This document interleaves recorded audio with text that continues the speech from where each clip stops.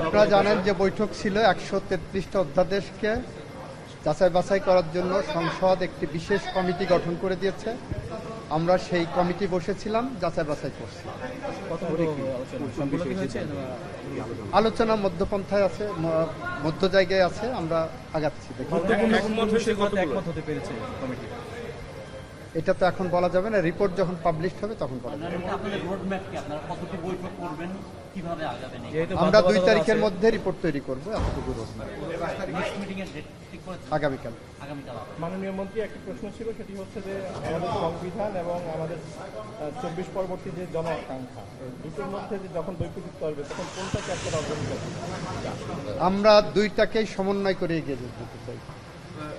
সংবিধান এবং জন আকাঙ্ক্ষা 2টাকে সমন্বয় করে, সংবিধান অবশ্যই সবার থেকে এগিয়ে থাকে। সেটাকে 133টা অধ্যাদেশের মধ্যে 4টা হচ্ছে জুলাই সংক্রান্ত আছে। তো এই 4টা বিষয়ে আজকে আলোচনা হয়েছে।